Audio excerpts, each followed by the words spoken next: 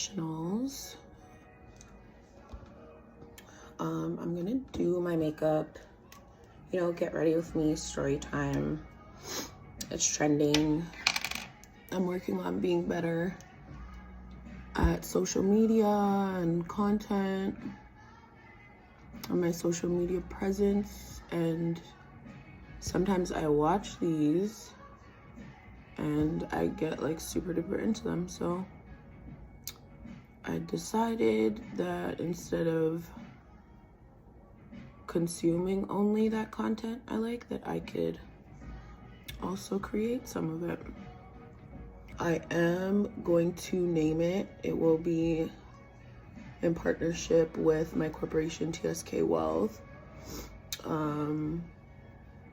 Just as an initiative to kind of just be here and to share my stories and to open up my platform to other young girls who are going down similar journey, taking similar path, and want like a community and that kind of vibe. So today's story is going to be about a trip I took to the bank the other day. And I mind you, big deal about me is when I say the other day, this could have been in the last year. Like, the other day for me is definitely not the other day. Like, it could have been in a year. To be honest, it's usually relative to like whatever the occurrence is. So if it's not like a frequent occurrence, the other day could have been like 2 years ago. So take my the other day very lightly.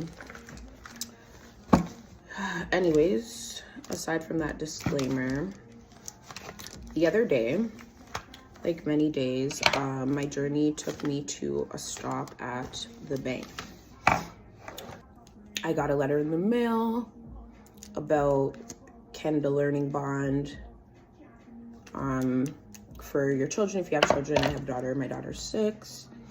I've been saving for her since she's been born. I've been saving for her education. I've tried to take advantage of as many financial tools as possible when it comes to her.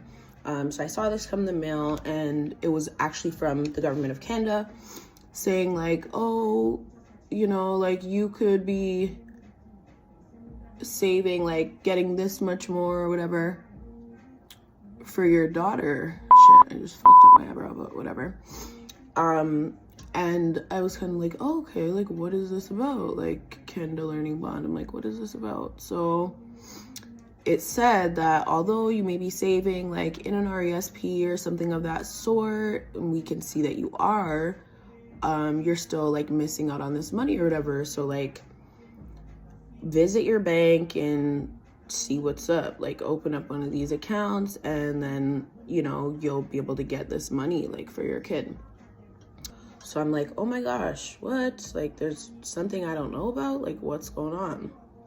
And I put this letter down and I kind of like tab it over. I'm like, yeah, I'm gonna go. And you know, there was a lot going on. Tax season, I had corporate taxes to do, and we know like that comes up before personal taxes. So I kind of put it off.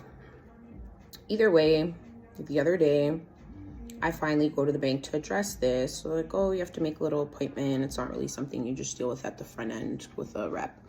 So I'm like, okay, I'll go ahead and make an appointment. I go ahead. Sorry guys, precision is really important right here. So I go ahead, make that appointment. A few days pass, appointment comes, woohoo, appointment time. I go in for the appointment. So I'm sitting down in front of the banking advisor. You know, he's a young man, such a pleasant young man. He was such a great help, shout you out.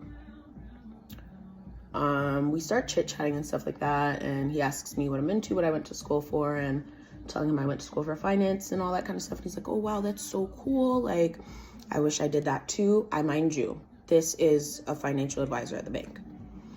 So he's like, wow, there's probably so much you can teach me. This is like a frequent occurrence. Like when I go in the bank and I'm talking to like financial advisors or even like front end tellers and stuff, and the conversation does lead to like my financial background, they are typically quick to, you know, bring it to our attention or to note that like they don't really know much about finance. So he's like, well, hopefully you could teach me some stuff. Ha ha ha. I'm like, oh yeah, hopefully. So I asked him about this account, and you know, I'm asking questions. If I open this up, what happens to the savings that I already have for my daughter? Do I need to transfer it over? Like, what's up with that? So he basically says, no, you know, like you can open up this account and you can collect like the learning bonds and that kind of stuff that the government dishes out, but you don't have to necessarily transfer your money. So I'm like, okay, so, you know, what do I need this for? He goes, well, you know, you could either put your money in here or whatever savings you have in here, you can take them, lock them in to a GIC or something like that and collect a little return on the money or something of that sort and blah, blah, blah, right? So just pretty much I can lend the money back to the bank. So the government's going to give me money, right? There's this new incentive, CLB, Canada Learning Bond, for my daughter. Government's going to give me money, but then I'm going to lend it back to the bank. I'm going to give it back to the bank. I'm going to lock it into a GIC, lend it back to the bank for them to use the funds. So I'm thinking, So I say to him, okay, what are the GIC projections? Now, rewind a little bit. The bank is typically offering you like a lower rate of return than insurance companies are. And insurance companies sell like many financial products. Or also just like other companies that sell financial products outside of the banks. You'll notice like they'll have guaranteed returns or promised returns that are like a few percent, not a couple percent, like 1 or 2, but like 3 or 4% higher than the banks. So I'm kind of looking at this chart, and then I also start Googling up, you know, some market projections and some rate projections on my phone. And I'm looking at the market in the next 2 years, kind of, you know, projecting returns of like a 12, 13%. He's like, you lock in your money into this GIC. I'm like, what are the returns on that? Oh, 2 years, 6%. So I said, why would I lock in my money at 6%? And I'm looking at something right now that's showing me that if my money's in the market, the savings I have for my daughter right now are all pretty high risk savings and mutual funds, and the money's in the market. So I said, when I look at market projections, they're quite a few percent higher. What would entice me to take this money I'm getting from the government and lock it into like a TD GIC or whatever, if I could get higher returns from the market, and that's also being advertised by you guys? He's kind of like, I don't know, like he must have thought he offended me or something. And I was like, no, like don't be scared. I'm just asking a question because of curiosity. Like this is something I'm observing. Like I'm literally seeing that you guys have funds and investment vehicles, products that are, you know, promising 9, 10, 11, 12% in the next 2 years. But you've got like a bunch of moms, and I'm sure whatever this CLB, one of the criteria, you probably have to be like a single mom or something like that. Even further to that, just anyone, you know, not versed in this industry, I say like you've got to be extremely, extremely careful. You've got to be curious. You've got to be inquisitive, and you know, don't be quick to trust. It's not some message of like anti-government, anti-banks, be a rebel. I'm always co-signing the institutions. I love and I'm aware of the protection that comes with banking with major institutions. However, this doesn't just mean that you've got to automatically conform to every single rule, every single standard, and especially things that you don't understand. So for my young moms out there, if you haven't been saving for your kids on your own or putting money into the market for your young ones' education to take advantage of compounding interest, which is essentially just time, and then now the government comes out. My eyelashes are really hard to do, guys, so this piece is going to be pretty choppy. But and then now you've got the government coming out and promising or offering money and incentive or vehicles or quick ways to get there. Just be weary and don't be lazy, you know, like don't jump at those fast fixes. If you haven't been saving and you want to find like, you know, a good way to save for your kid and you're getting reminders and stuff like that, take in these opportunities, but don't just blindly follow anything. That's all. I'm not against anything. I still went ahead and opened the account so that she can take advantage of those bonds. Okay guys, I'm back. I usually have like 6,000 pairs of tweezers in my makeup bag, and now I'm stuck with this shitty ass pair. I'm convinced my daughter is like stealing my tweezers, but that's for another day. Anyways, where was I? So yeah, sorry guys, eyelash application is an art. What I would say is you got to be aware of like policy, and you got to be aware of where the economy's headed. If you want to know what interest rates are going to be looking like, meaning that's also like your return on investment too. So if you have money that you're investing, it has like an inverse relationship with debt and interest rates, right? So if you could be lending out money, or if you could be on the other side of that, then you could literally be collecting the amount that people are complaining about paying. And that is like what asset acquisition and all that kind of stuff is all about. It's about economical positioning so that when things do get tough, or when the economy changes or goes through its cycles, that just as we were benefiting when the economy was doing well, we could also be in positions to capitalize.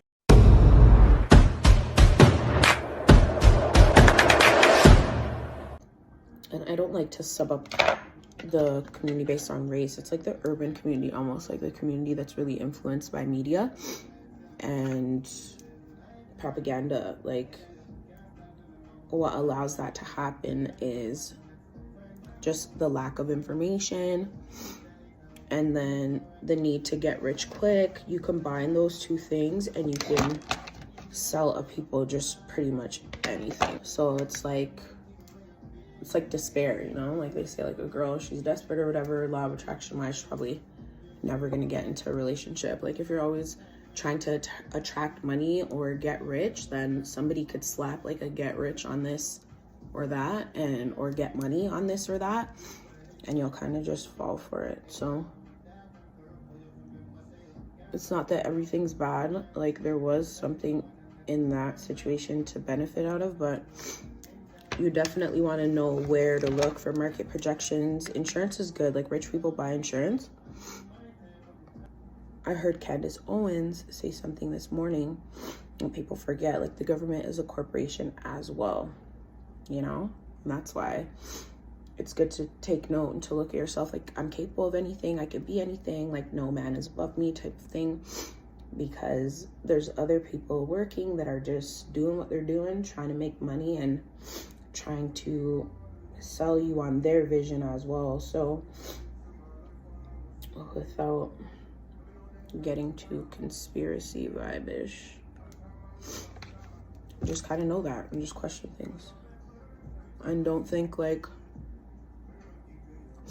you're not a part. Like sometimes I feel like the reason we think certain things are not happening to us, or like, yeah, they're not marketing at us or whatever, is because we're thinking, yeah, I'm broke. Like in all reality, I'm broke, or I'm not that important. Like this stuff that's happening, like it's not for me, it's not directed to me, I'm not the target, whatever the case may be. It is. The people who are targeting consumers don't care if your paycheck is already finished and you have to go to Money Mart to continue to feed into like some of these ideas. They'll just keep selling them to you, right? So we want to keep that in mind too. And I'm literally almost done.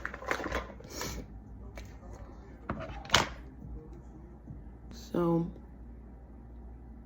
you know, you control the things that you can, and You accept what you cannot. And if you can't beat them, join them.